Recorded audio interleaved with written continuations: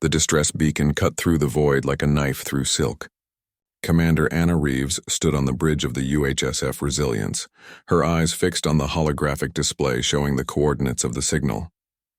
Beside her, Lieutenant Kivan Chen worked the navigation console with practiced efficiency. "Signal origin confirmed, Commander," Kivan reported, his fingers dancing across the interface. "It's coming from the Epsilon Drift, approximately 4 light-years from our current position." Anna frowned. The Epsilon Drift was a notorious dead zone, a region of space where gravitational anomalies made faster-than-light travel impossible. Ships that ventured too close often found themselves trapped, their warp cores rendered useless by the chaotic physics. Who would be foolish enough to venture into that sector? She murmured. Kivan enlarged the display and Anna's breath caught. The signature wasn't human. The energy patterns were distinctly Valori, one of the galaxy's most advanced civilizations. The Valori had always regarded humanity with barely concealed disdain, viewing Earth species as primitive upstarts who had stumbled into interstellar travel through luck rather than merit. "Commander, that's a Valori battle fleet," Kivan said, his voice tight with tension. "At least 20 capital ships based on the signal strength." Anna knew what he was thinking. 6 months ago, Valori warships had blockaded the human colony on Proxima Station, demanding tribute and territorial concessions. The standoff had ended peacefully, but the humiliation still burned in humanity's collective memory. "How long would it take us to reach them?" Anna asked. 36 hours at maximum subliminal speed," Kivan replied. He hesitated, then added, "Commander, the nearest Valori vessel is at least a week away from their position. We're the only ship close enough to respond." Anna turned away from the display, her mind racing. This was a decision that could define not just her career, but humanity's place in the galactic community. She could order the Resilience to continue on its survey mission, leave the Valori to their fate. No one would blame her. The Valori had made their contempt for humanity abundantly clear, but that wasn't who humanity was. That wasn't who she was. "Set course for the Epsilon Drift," Anna ordered. "Maximum speed." Kivan's eyes widened slightly, but he nodded and began inputting the coordinates. "Aye, Commander." 36 hours later, the Resilience emerged from its approach vector to find a sight that would be etched in Anna's memory forever. 23 Valori warships hung in space like wounded birds, their elegant silver hulls dark and lifeless. Debris floated between them, evidence of desperate attempts to jury-rig solutions to their predicament. "Open a channel," Anna commanded. The main display flickered to life, revealing the angular features of a Valori officer. His skin had the characteristic violet hue of his species, and his 4 eyes regarded Anna with a mixture of surprise and barely contained pride.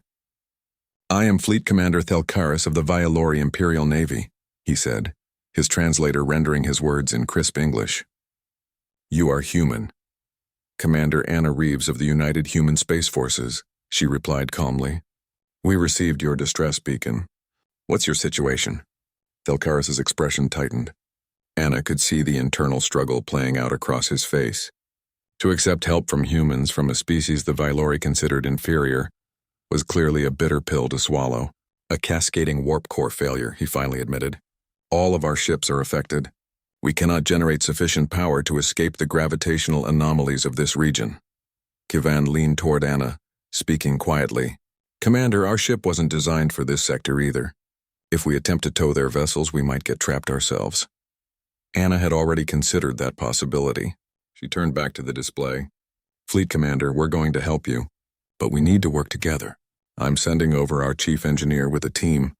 They'll coordinate with your technical staff to develop a solution." "We do not require," Thelkaris began, but Anna cut him off. "With respect, Fleet Commander, you do. Your people are stranded and time is running out.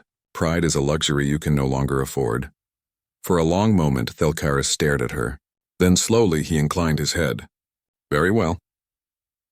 Over the next 18 hours, Anna watched as humans and Valori worked side by side for the first time in history. Her engineers shared their innovations in power distribution, techniques developed from humanity's experience with improvisation and adaptive technology. The Valori, in turn, contributed their superior understanding of exotic physics. Kivan coordinated the effort from the bridge, his voice calm and steady, as he relayed instructions between the teams. Anna saw something shift in the Valori officers' attitudes as the operation progressed. Suspicion gave way to respect, contempt to curiosity.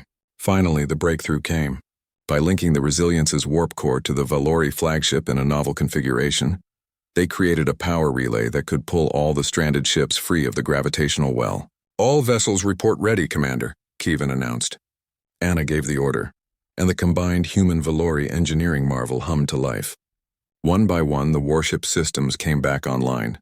Within an hour, the entire fleet was mobile again. Delcaris appeared on the display once more. This time, his expression was different, softer.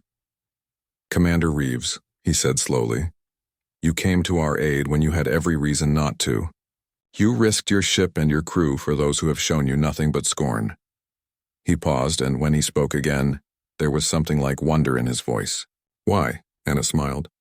"Because it was the right thing to do. That's what humanity does, Fleet Commander. We help those in need, even our enemies. Especially our enemies." Delcaris was silent for a long moment. Then he placed his hand over his chest in the Valori salute of highest respect. "I misjudged your species, Commander. We all did. This debt will not be forgotten." As the Valori fleet departed, Kevin stood beside Anna at the viewport. "Think this changes anything?" he asked. Anna watched the silver warships disappear into the darkness of space. "Maybe, maybe not. But we showed them who we are. That's enough." The Resilience turned toward home, carrying with it the hope that humanity's greatest strength wasn't its weapons or its technology, but its unwavering compassion.